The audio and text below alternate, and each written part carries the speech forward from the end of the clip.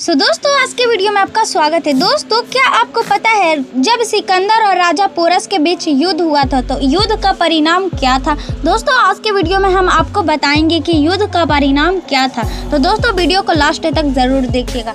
दोस्तों क्या था युद्ध का परिणाम, इस भयंकर युद्ध में क्या हुआ था, यह बात पर तो अभी तक इतिहासकार भी अपनी राय पूरी तरह से नहीं दे पाए। कुछ इतिहासकार यह मानते हैं कि राजा पोरस यह युद्ध में जीत गया था क्योंकि सिकंदर ने यह युद्ध में पोरस से संधि कर ली थी और इस संधि के अनुसार सिकंदर अब कभी भी झेलम नदी से आगे नहीं बढ़ेगा। वैसे देखा जाए तो यह सिर्फ एक तथ्य है जो हमारे इतिहास द्वारा बताए गए हैं। एकदम युद्ध और स्पष्ट भाषा में इतिहास में लिखने वाले प्लूटार्क का यह मानना है कि युद्ध में सिकंदर हार गया था क्योंकि जिस तरह से राजा पोरस की सेना ने युवनों की सेना पर हमला किया था उसकी वजह से सिकंदर बिल्कुल ही हक्का बक्का रह गया था। इस भयंकर युद्ध की घटना के बाद कुछ इतिहासकार अब तक यही कहते हैं कि सिकंदर राजा पोरस से जीत गया था। हमारे इतिहासकार अपने यह तथ्य से पीछे यह बात को बताते हैं कि अगर जो सिकंदर हार गया होता तो वह सभी भी व्यास नदी तक नहीं पहुंचता जो कि झेलम नदी से काफ़ी आगे है और पोरस राजा के राज्य की सीमा में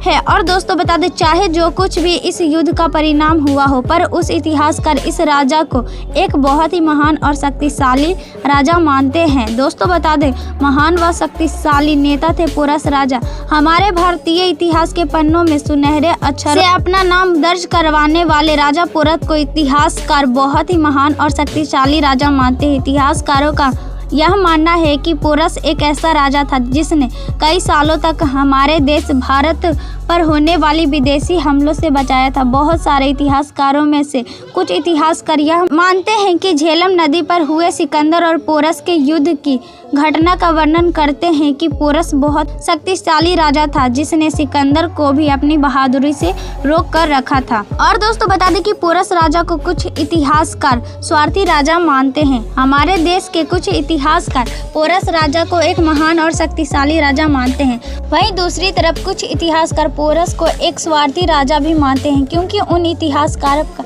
यह मानना है कि वह भारत के अन्य गणराज्य को पोरस के निकट थे। उन पर जब सिकंदर ने हमला किया था तो उस समय पर राजा पोरस ने सिकंदर की मदद की थी क्योंकि उसके पीछे उसका राज्य विस्तार का स्वार्थ था। सिकंदर और उन सभी गणराज्यों के बीच जब बहुत ही भयंकर युद्ध हुआ था तब राजा पोरस ने अपनी 20,000 जितनी सेना को भेजकर यह युद्ध में सिकंदर की मदद की थी। इसी वजह से कुछ इतिहासकारों का यह मानना है कि पोरस एक स्वार्थी राजा था। पोरस का राज्य विस्तार, यह हिंदू राजा पोरस का राज्य झेलम नाम की नदी से लेकर चिनाब नदी तक फैला हुआ था और यह स्थान आज के वर्तमान समय में पाकिस्तान में बसा हुआ है। इस राजा पोरस का कार्य का समय 340 ईसा पूर्व से लेकर 315 ईसा पूर्व तक माना जाता है। सिकंदर ने पोरस को हराकर वापस किया राज्य।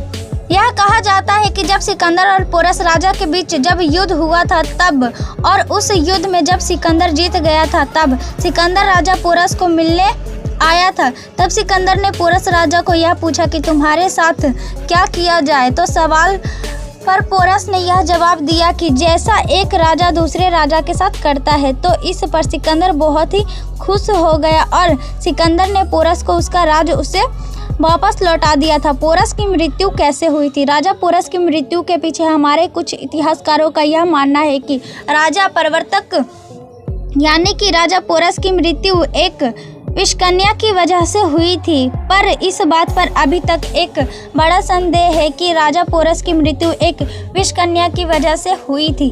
अगर आप इंटरनेट के स्रोतों की माने तो यूदोमोस ने राजा पोरस का कत्ल किया था और 321 ईसा पूर्व से 315 ईसा पूर्व के बीच यह घटना हुई थी। ऐसा माना जाता है कि हालांकि देखा जाए तो इतिहासकारों के पास से इस बात का कोई स्पष्ट प्रमाण नहीं मिलते हैं कि पोरस राजा की मृत्यु आखिर कैसे हुई थी। ऐसा दोस्तों आप कमेंट में ज़रूर बताइएगा कि आपको यह वीडियो कैसा लगा। क्या आप राजा पोरस के बारे में यह बात पहले से जानते थे? कमेंट में ज़रूर बताइएगा। वीडियो पसंद आए तो वीडियो को लाइक कीजिएगा, चैनल को सब्सक्राइब कीजिएगा और वीडियो को शेयर करना ना भूलिएगा। तो दोस्तों मिलते हैं नेक्स्ट वीडियो में।